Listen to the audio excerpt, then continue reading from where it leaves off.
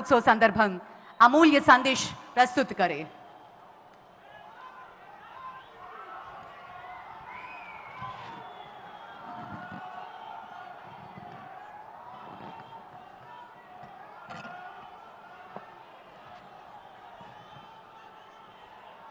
तल्ली दुर्गा भवानी कोल्लू विन्नाई पुण्य भूमि पे मी अंदरीनी कलवड़म नाको आनंद मुहा उन्नति आंध्र प्रदेश के राज्यपाल सैयद अब्दुल नजीर जी,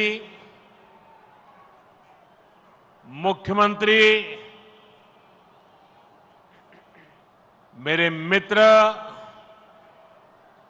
श्री चंद्रबाबू नायडू जी, केंद्रीय कैबिनेट के मेरे सहयोगी मंत्रीगण,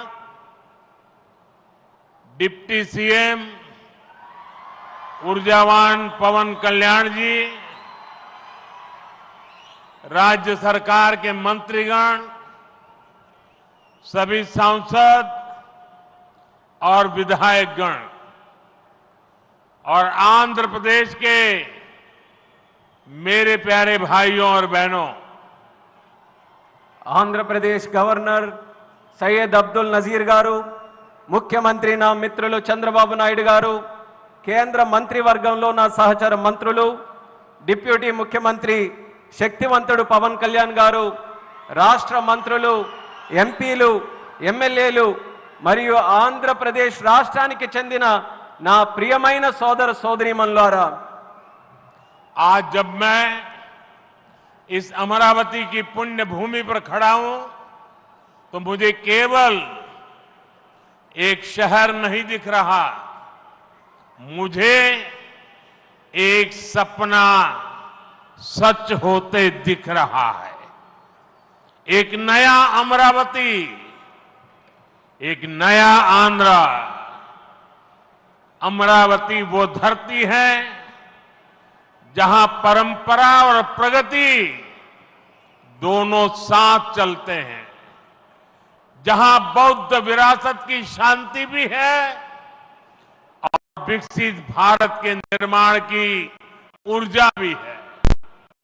आज यहां करीब 7,000 करोड़ रुपए के प्रोजेक्ट का शिलान्यास और लोकार्पण किया गया है।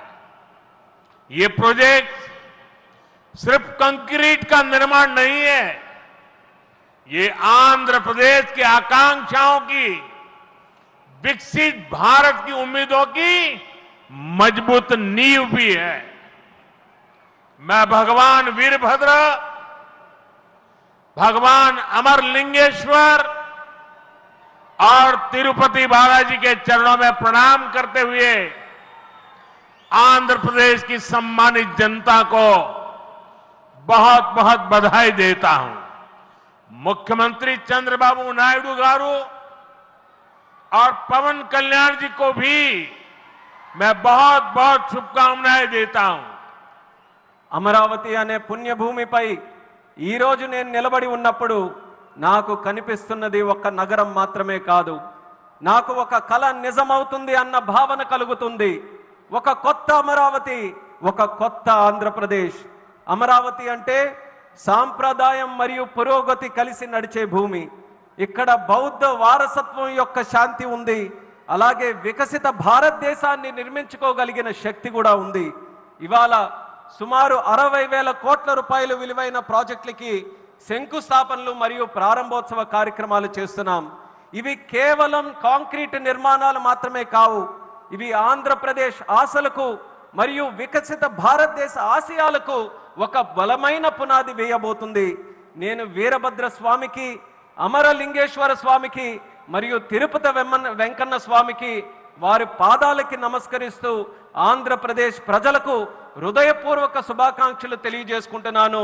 అలానే ముఖ్యమంత్రి చంద్రబాబు నాయుడు గారికి, పవన్ కళ్యాణ్ గారికి నా ప్రత్యేక శుభాకాంక్షలు తెలియజేస్తున్నాను। साथियों, हम सब जानते हैं इंद्रलोक की राजधानी का नाम अमरावती था और अब अमरावती आंध्र प्रदेश की राजधानी है। ये सिर्फ संयोग नहीं है, ये स्वर्ण आंध्रा के निर्माण का भी शुभ संकेत है। स्वर्ण आंध्रा विकसित भारत की राह को मजबूत करेगा और अमरावती स्वर्ण आंध्रा के विजन को ऊर्जा देगी। अमरावती केवलम ओक नगरम का दो, अमरावती ओक शक्ति आंध्र प्रदेश नो आधुनिक प्रदेश का मार्चे शक्ति आंध्र प्रदेश नो अधुनातन प्रदेश గా మార్చే శక్తి। మిత్రులారా, ఇంద్రుడి తాలూకా రాజధాని పేరు అమరావతి అని మన అందరికీ కూడా తెలుసు। ఇప్పుడు అమరావతి మన ఆంధ్రప్రదేశ్ రాష్ట్రానికి రాజధానిగా నిలిచింది। ఇది కేవలం యాదృచ్ఛికం కాదు, ఇది స్వర్ణ ఆంధ్రప్రదేశ్ రాష్ట్ర నిర్మాణానికి శుభ సూచకం అనేది తెలియజేస్తున్నాను। స్వర్ణాంధ్ర వికసిత భారతదేశ సంకల్పానికి బలమిస్తుంది, అలానే అమరావతి మన స్వర్ణాంధ్ర విజన్ కు శక్తినిస్తుంది। అమరావతి అంటే కేవలం ఒక నగరం కాదు, అమరావతి ఒక శక్తి ఆంధ్రప్రదేశ్ కు ఆధునిక ఆంధ్రప్రదేశ్ గా అధునాతన ఆంధ్రప్రదేశ్ గా మార్చే శక్తి అని తెలియజేస్తున్నాను। साथियों, अमरावती एक ऐसा शहर होगा जहां आंध्र प्रदेश के हर नौजवान के सपने साकार होंगे। Information technology, artificial intelligence, green energy, clean industry, शिक्षा और स्वास्थ्य, आने वाले कुछ सालों में इन सारे सेक्टर में अमरावती एक लीडिंग सिटी बनकर खड़ा होगा। इन सारे सेक्टर्स के लिए जो भी इंफ्रास्ट्रक्चर जरूरी होगा, केंद्र सरकार उसे रिकॉर्ड स्पीड से पूरा करने में राज्य सरकार की पूरी मदद कर रही है। మిత్రులారా, అమరావతి అనేది ప్రతి ఆంధ్ర యువకుడి కలలు నిజమయ్యే నగరంగా తయారవబోతుంది। Information technology, artificial intelligence, green energy, clean industries, విద్య, ఆరోగ్య రంగాల్లో రానున్న రోజుల్లో అమరావతి దేశంలోనే ప్రధాన నగరంగా నిలవబోతుంది। ఈ రంగాల కోసం అవసరమైన మౌలిక వసతులు నిర్మించడానికి కేంద్ర ప్రభుత్వం రికార్డు స్పీడ్తో పనులు పూర్తి చేయడానికి రాష్ట్ర ప్రభుత్వానికి సంపూర్ణ సహకారం అందించబోతుందని తెలియజేస్తున్నాను। अभी हमारे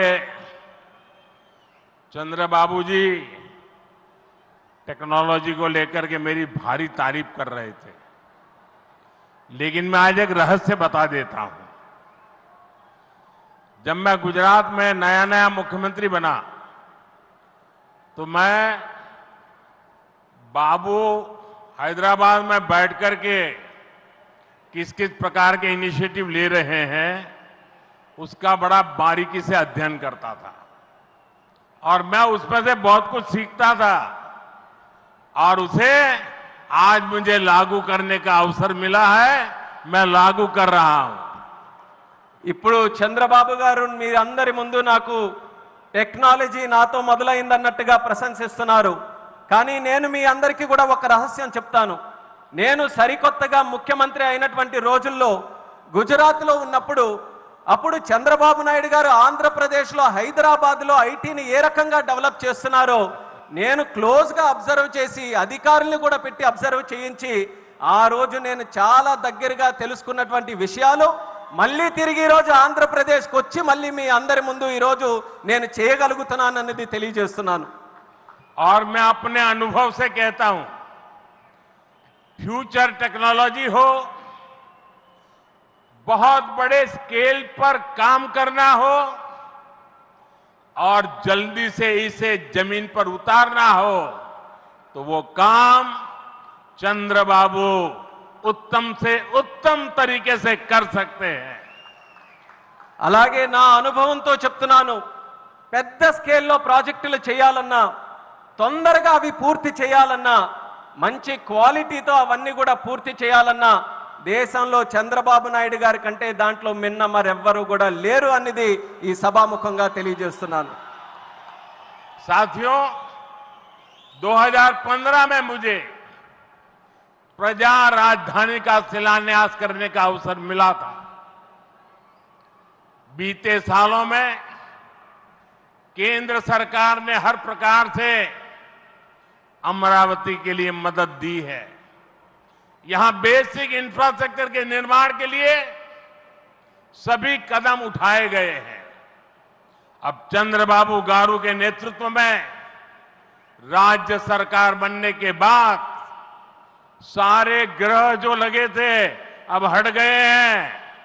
यहां विकास कार्यों में तेजी आ गई है।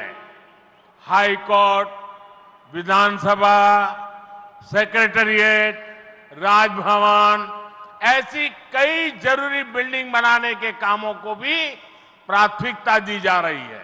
మిత్రులారా, 2015లో ప్రజల రాజధానిగా అమరావతికి నేను శంకుస్థాపన చేశాను. గత 10 ఏళ్లలో కేంద్ర ప్రభుత్వం అమరావతికి అన్ని రకాలుగా మద్దతుగా నిలిచింది. ఇక్కడ మౌలిక వసతుల నిర్మాణానికి అవసరమైన ప్రతి అడుగు కూడా వేసింది. ఇప్పుడు చంద్రబాబు నాయుడు గారి నాయకత్వంలో ప్రభుత్వం ఏర్పడిన తర్వాత అభివృద్ధి మరింత వేగంతో ముందుకు వెళ్తుంది. ఇక్కడ హైకోర్టు, అసెంబ్లీ, సచివాలయం, రాజ్భవన్ వంటి అవసరమైన నిర్మాణాలకు ప్రస్తుతం ప్రాధాన్యత ఇస్తుంది. साथियों, एनटीआर गारू ने विकसित आंध्र प्रदेश का सपना देखा था। हमें मिलकर अमरावती को, आंध्र प्रदेश को विकसित भारत का ग्रोथ इंजन बनाना है। हमें एनटीआर गारू का सपना पूरा करना है। चंद्रबाबू गारू, ब्रदर पवन कल्याण, इदी मनमू चेयाली, इदी मन में चेयाली। మిత్రులారా, ఎన్టీఆర్ గారు వికసిత్ ఆంధ్రప్రదేశ్ కోసం కలకన్నారు. మనమందరం కలిసి అమరావతి మరియు ఆంధ్రప్రదేశ్ని వికసిత భారతదేశానికి గ్రోత్ ఇంజిన్గా తయారు చేయాలి. మనం ఎన్టీఆర్ గారి కలల్ని నిజం చేయాలి. నారా చంద్రబాబు నాయుడు గారు, అలాగే సోదరులు పవన్ కళ్యాణ్ గారు, ఇది మనం చేయాలి, ఇది మనమే చేయాలి. साथियों, बीते 10 सालों में भारत ने देश में फिजिकल, डिजिटल और सोशल इंफ्रास्ट्रक्चर पर विशेष बल दिया है। भारत आज दुनिया के उन देशों में शामिल है जहां का इंफ्रास्ट्रक्चर तेज गति से आधुनिक हो रहा है। इसका फायदा आंध्र प्रदेश को भी मिल रहा है। आज भी रेल और रोड से जुड़े हजारों करोड़ के प्रोजेक्ट आंध्र प्रदेश को मिले हैं। మిత్రులారా, గత 10 ఏళ్లలో భారతదేశం ఫిజికల్, డిజిటల్ మరియు సోషల్ ఇన్ఫ్రాస్ట్రక్చర్ పై ప్రత్యేక దృష్టి సారించింది. ఇప్పుడు భారత్ ప్రపంచంలో అత్యంత వేగంగా మౌలిక వసతులు అభివృద్ధి చెందుతున్నటువంటి దేశాల్లో ఒకటిగా నిలుచుంది. ఇది ఆంధ్రప్రదేశ్కు కూడా ప్రయోజనంగా మారబోతుంది. ఈ రోజు కూడా రైల్ మరియు రోడ్డు ప్రాజెక్టులలో రాష్ట్రానికి వేల కోట్ల రూపాయలు కేంద్రం తరపున అందించడం జరుగుతుంది. यहां आंध्र प्रदेश में कनेक्टिविटी का नया अध्याय लिखा जा रहा है। इन प्रोजेक्ट से एक जिले से दूसरे जिले की कनेक्टिविटी बढ़ेगी, आसपास के राज्यों से कनेक्टिविटी बेहतर होगी। इससे किसानों के लिए बड़े बाजार तक फसल पहुंचाना आसान होगा और उद्योगों के लिए भी सुविधा होगी। टूरिज्म सेक्टर को और तीर्थ यात्राओं को बल मिलेगा। जैसे रेनीगुंटा नायडूपेटा हाईवे से तिरुपति बालाजी के दर्शन आसान होंगे। लोग बहुत कम समय में वेंकटेश्वर स्वामी के दर्शन कर पाएंगे। ఆంధ్రప్రదేశ్లో కనెక్టివిటీకి ఒక కొత్త అధ్యాయం మొదలవబోతుంది. ఈ ప్రాజెక్టులతో ఒక జిల్లాకు మరొక జిల్లాకు కనెక్టివిటీ పెరుగుతుంది. పక్క రాష్ట్రాలతో కూడా అనుసంధానం ఏదైతే ఉందో అది కూడా మెరుగు కాబోతుంది. ఈ ప్రాజెక్టుల వల్ల రైతులకి పెద్ద మార్కెట్లకు తక్కువ సమయంలో తమ పంటని తీసుకొని వెళ్ళడానికి సులభం అవుతుంది. అలాగే ఉద్యోగస్తులు మరియు పారిశ్రామికులు కూడా సౌకర్యం కలుగుతుంది. పర్యాటకం, తీర్థయాత్రలకి ఆ రంగాలకి కూడా ఉపయోగపడుతుంది. ఉదాహరణకు రేణుగుంట నుంచి నాయుడుపేట కొత్త హైవే ఏదైతే ఉందో దాని ద్వారా తిరుపతి వెంకన్న స్వామి వారి దర్శనం చాలా సులభంగా మనకు అవుతుంది. తక్కువ సమయంలో ప్రజలు ఆ స్వామివారిని దర్శనం చేసుకొని ఆ అవకాశం పొందుతారని కూడా తెలియజేస్తున్నాను. साथियों, दुनिया में जो भी देश तेजी से विकसित हुए हैं उन्होंने अपनी रेलवे पर बहुत अधिक बल दिया है। बीता दशक भारत में रेलवे के ट्रांसफॉर्मेशन का रहा है। भारत सरकार ने आंध्र प्रदेश में रेलवे के विकास के लिए रिकॉर्ड पैसे भेजे हैं।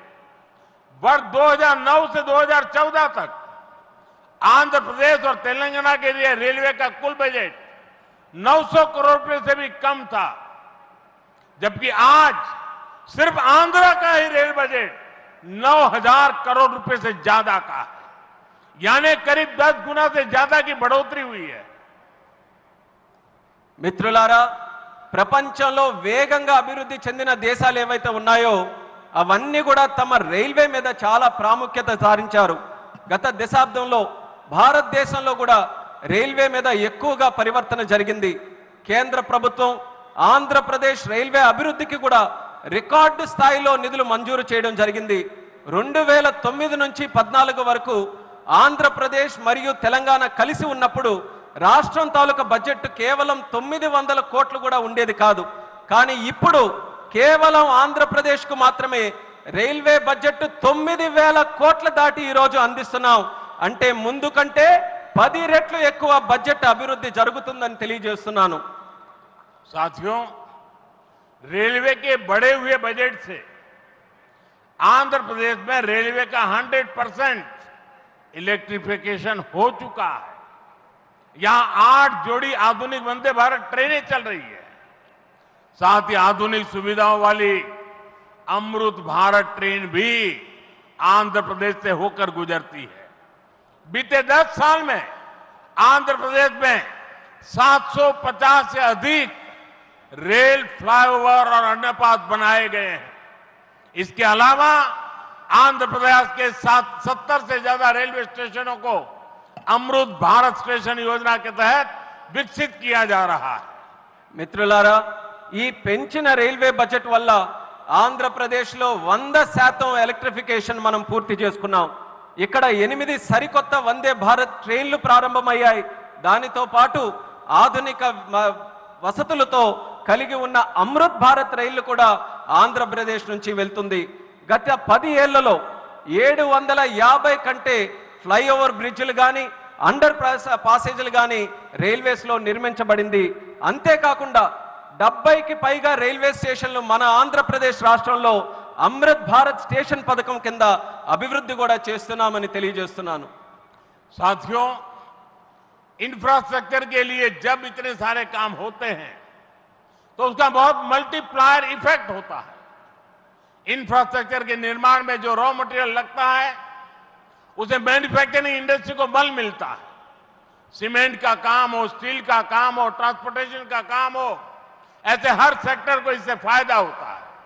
इंफ्रास्ट्रक्चर विकास का सीधा लाभ हमारे नौजवानों को होता है, उन्हें ज्यादा रोजगार मिलते हैं। आंध्र प्रदेश के भी हजारों युवाओं को इन इंफ्रा प्रोजेक्ट से रोजगार के नए मौके मिल रहे हैं। మిత్రులారా, ఇంత భారీ స్థాయిలో మౌలిక వసతులు అభివృద్ధి జరగడం వల్ల ఆర్థిక వ్యవస్థలో మల్టీప్లయర్ ఎఫెక్ట్ ఏర్పడుతుంది. నిర్మాణ రంగంలో కావలసిన రా మెటీరియల్స్ సిమెంట్ అయినా, స్టీల్ అయినా, రవాణా వంటి రంగాలకు గణనీయమైన డిమాండ్ ఏర్పడుతుంది. దీనివల్ల తయారీ పరిశ్రమలకు బలం ఏర్పడుతుంది. ఈ పరిశ్రమల ద్వారా మన యువతకు నేరుగా ఉద్యోగ అవకాశాలు పెరుగుతాయి. ఆంధ్రప్రదేశ్లో వేలాది మంది యువకులకు ఈ ప్రాజెక్టుల వల్ల సరికొత్త ఉపాధి అవకాశాలు కూడా లభిస్తాయని తెలియజేస్తున్నాను. साथियों, मैंने लाल किले से कहा था कि विकसित भारत का निर्माण गरीब, किसान, नौजवान और नारी शक्ति इन 4 पिलर्स पर होगा। एनडीए सरकार की नीति के केंद्र में 4 पिलर सबसे अहम है। हम विशेषकर किसानों के हितों को बड़ी प्राथमिकता देते हुए काम कर रहे हैं। किसानों की जेब पर बोझ ना पड़े, और इसलिए बीते 10 सालों में केंद्र सरकार ने सस्ती खाद देने के लिए करीब 12 लाख करोड़ रुपए खर्च किए। हजारों नए और आधुनिक बीज भी किसानों को दिए। पीएम फसल बीमा स्कीम के तहत आंध्र प्रदेश के किसानों को अब तक 5,500 करोड़ रुपए का क्लेम मिल चुका है। पीएम किसान सम्मान निधि के तहत भी आंध्र के लाखों किसानों के खाते में 17,500 करोड़ रुपए से ज्यादा पहुंचे हैं। మిత్రులారా, నేను ఎర్రకోట నుంచి స్పష్టంగా చెప్పాను, వికసిత్ భారత్ నిర్మాణం కావాలంటే పేదవాడు, రైతు, యువకుడు, మహిళా శక్తి ఈ 4 స్తంభాలపై ఆధారపడి ఉంటుంది. ఎన్డీఏ ప్రభుత్వ విధానాల్లో కూడా ఈ 4 స్తంభాలు కేంద్ర బిందువుగా పెట్టుకొని పనిచేస్తున్నాం. రైతు ప్రయోజనాలు అత్యంత ప్రాధాన్యత తీసుకుంటూ మేమందరం కూడా కేంద్రంలో పనిచేస్తున్నాం. రైతు జేబులకి భారం పడకుండా ఆ ఉద్దేశంతో గత 10 ఏళ్లలో ఎరువుల కోసం ఏకంగా 12 లక్షల కోట్ల రూపాయలు ఖర్చు కేంద్ర ప్రభుత్వం చేసింది. 1000కి పైగా సరికొత్త మరియు ఆధునిక విత్తనాలు కూడా రైతులకి అందించబడ్డాయి. పీఎం పంట బీమా యోజన కింద ఆంధ్రప్రదేశ్ రైతులకు ఇప్పటి వరకు 5,500 కోట్లు నష్టపరిహారం కూడా చెల్లించాం. పీఎం కిసాన్ సమ్మాన్ నిధి ద్వారా లక్షలాది మంది ఆంధ్రప్రదేశ్ రైతుల ఖాతాల్లో 17,500 కోట్ల వరకు వాళ్ళందరికీ కూడా నిధులు జమ చేశామన్నది గర్వంగా తెలియజేస్తున్నాను. साथियों, आज पूरे देश में सिंचाई के प्रोजेक्ट्स का जाल बिछाया जा रहा है। रिवर लिंकिंग का काम भी, उसका अभियान भी शुरू किया गया है। हमारा लक्ष्य है कि हर खेत को पानी मिले, किसानों को पानी की दिक्कत ना हो। यहां नई सरकार बनने के बाद पोलवरम प्रोजेक्ट में भी नई गति आई है। आंध्र प्रदेश के लाखों करोड़ों लोगों का इस प्रोजेक्ट से जीवन बदलने वाला है। पोलवरम प्रोजेक्ट तेजी से पूरा हो, इसके लिए केंद्र के एनडीए सरकार से राज्य सरकार को पूरी मदद दी जा रही है. మిత్రులారా, దేశవ్యాప్తంగా ఇరిగేషన్ ప్రాజెక్టులు నిర్మిస్తున్నాం. అలాగే నదుల అనుసంధాన కార్యక్రమం కూడా మేము ప్రారంభించాం. మా లక్ష్యం ప్రతి పొలానికి నీరు అందించాలి, రైతుకి నీటి సమస్య అనేది రాకూడదు. ఇప్పుడు రాష్ట్రంలో ఎన్డీఏ ప్రభుత్వం ఏర్పడిన తర్వాత పోలవరం ప్రాజెక్టు పనుల్లో కూడా వేగం మరింత పుంజుకుంది. ఈ ప్రాజెక్టు ద్వారా లక్షలాది కోట్లాది మంది ప్రజలు, రైతుల తాలూకా జీవితం మారబోతుంది. పోలవరం ప్రాజెక్టు త్వరగా పూర్తవ్వాలని కేంద్ర ఎన్డీఏ ప్రభుత్వం అలాగే రాష్ట్ర ఎన్డీఏ ప్రభుత్వం పూర్తిగా సహకారంతో కలిసిమెలిసి పనిచేస్తాయని తెలియజేస్తున్నాను.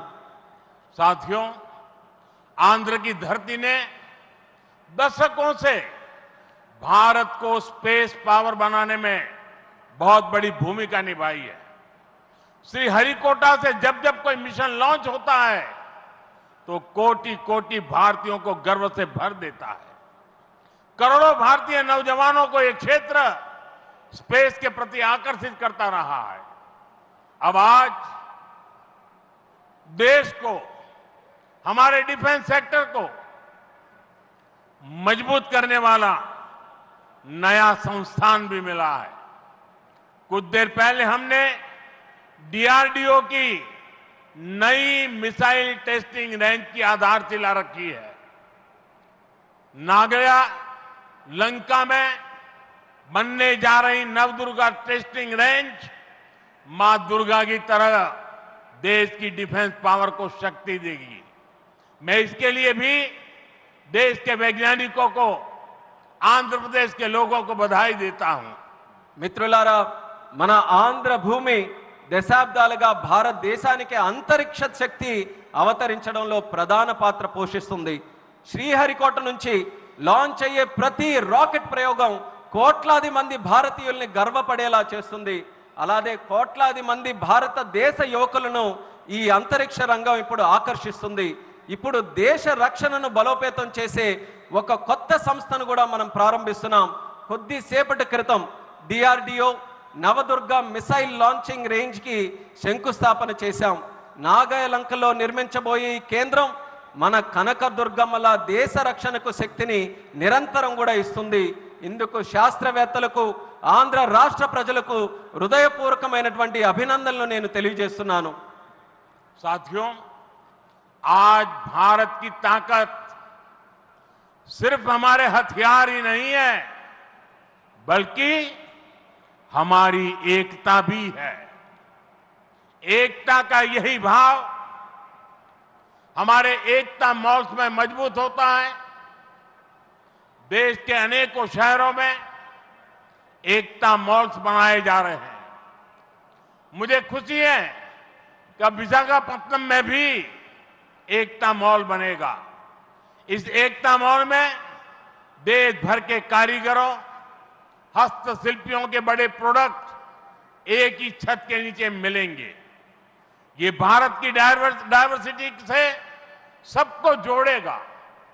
एकता मॉल से लोकल इकोनॉमी को भी गति मिलेगी और एक भारत श्रेष्ठ भारत की भावना की भी और अधिक मजबूत होगी। మిత్రులారా, ఈ రోజు భారత్ యొక్క శక్తి కేవలం ఆయుధాల్లోనే లేదు, మన ఐక్యతలో కూడా ఉంటుంది. ఈ ఐక్యత భావమే మన ఏక్తా మాల్స్ కు మరింత బలోపేతం చేస్తుంది. దేశంలో అనేక నగరాల్లో ఈ మాల్స్ ని మనం నిర్మించబోతున్నాం.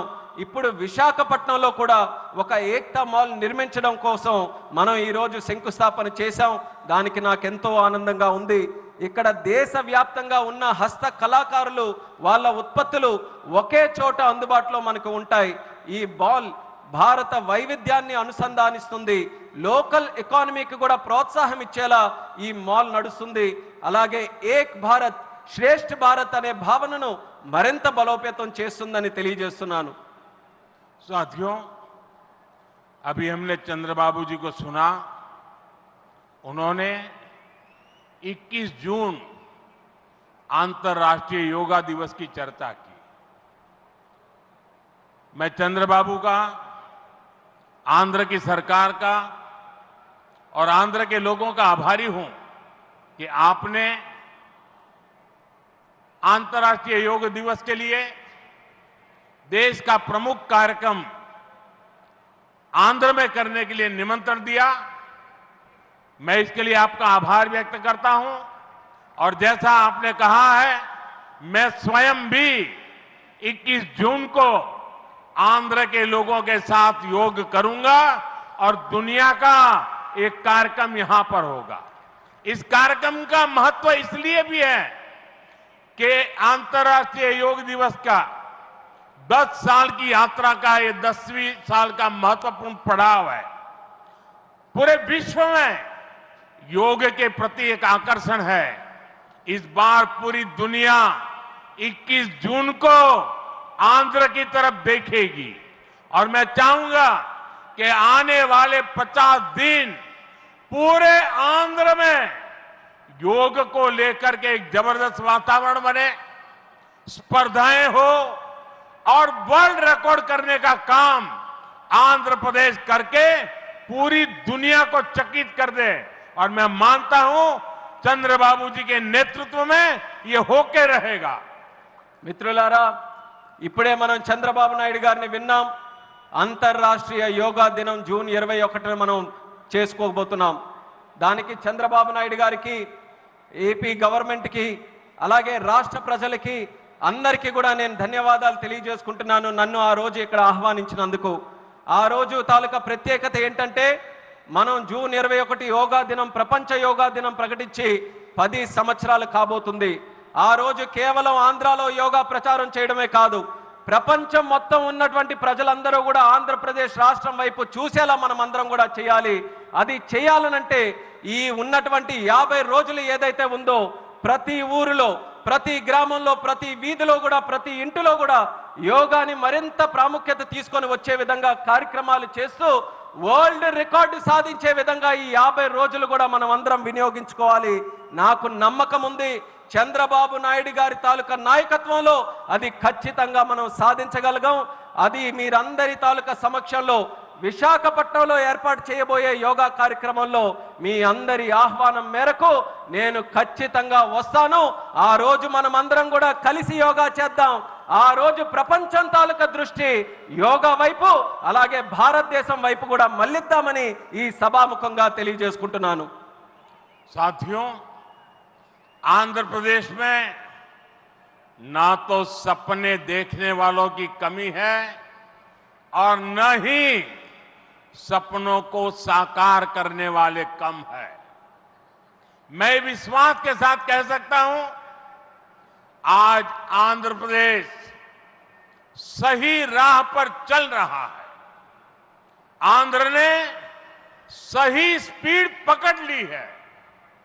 अब ग्रोथ की स्पीड को हमें लगातार तेज करते रहना है।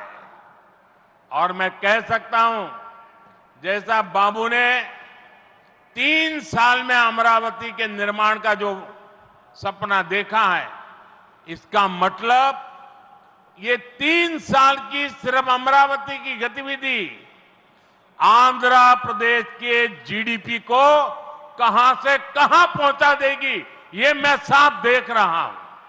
मैं आंध्र प्रदेश की जनता को, यहां जो मेरे सहयोगी बैठे हैं, सभी को फिर आश्वस्त करता हूं, आंध्र प्रदेश की प्रगति के लिए आप मुझे हमेशा अपने साथ कंधे से कंधा मिलाकर चलते हुए देखेंगे।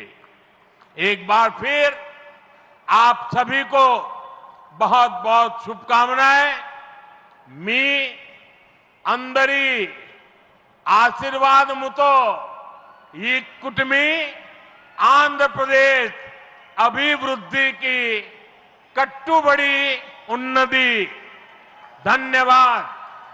మిత్రులారా, ఆంధ్రప్రదేశ్లో కలలు కనే వాళ్ళ సంఖ్య తక్కువేమీ కాదు. అలానే ఆ కలలని నిజం చేసే వాళ్ళకి కూడా తక్కువేమీ కాదు. నేను నమ్మకంతో చెప్తున్నాను, ఇవాళ ఆంధ్రప్రదేశ్ ఒక సరైన మార్గంలో నడుస్తుంది. అలానే సరైన వేగంతో ముందుకు వెళ్తుంది. ఈ అభివృద్ధి వేగాన్ని మనం అందరం కొనసాగించాలి, అలానే పెంచుతూ ఉండాలి. ఇప్పుడే చంద్రబాబు నాయుడు గారు మాట్లాడుతూ చెప్పారు, 3 సంవత్సరాల్లో అమరావతి తాలూకా పనుల్ని పూర్తి చేస్తామని. నేను ఊహిస్తున్నాను, 3 సంవత్సరాల్లో అమరావతి పూర్తయిన తర్వాత ఆంధ్రప్రదేశ్ రాష్ట్రం తాలూకా జీడిపి ఏ స్థాయికి వెళ్తుందో ఒక్కసారి నేను ఊహించగలను. అది ఆంధ్రప్రదేశ్ రాష్ట్రం తాలూకా చరిత్రను మార్చబోతుందని తెలియజేస్తున్నాను. అందుకని ఆంధ్రప్రదేశ్ రాష్ట్ర ప్రజలకు, ఇక్కడ కూర్చున్న నా సహచరులకు నేను నమ్మకం కల్పిస్తున్నా, ఆంధ్రప్రదేశ్ రాష్ట్ర అభివృద్ధిలో మీ భుజంతో పాటు నా భుజం కూడా కలిపి పనిచేస్తానని నమ్మకంతో ఈ సందర్భంగా తెలియజేస్తున్నాను. మీ అందరికీ మరొక్కసారి నా హృదయపూర్వక శుభాకాంక్షలు తెలియజేస్తున్నాను. మీ అందరి ఆశీర్వాదంతో ఈ కూటమి ఆంధ్రప్రదేశ్ అభివృద్ధికి ఎల్లప్పుడూ కూడా కట్టుబడి ఉంటుంది. మీ అందరికీ కూడా నా ధన్యవాదాలు. भारत माता की జై. भारत माता की జై. भारत माता की జై. वंदे మాతరం. वंदे మాతరం. वंदे మాతరం. वंदे మాతరం. वंदे మాతరం. वंदे మాతరం. वंदे మాతరం. वंदे మాతరం.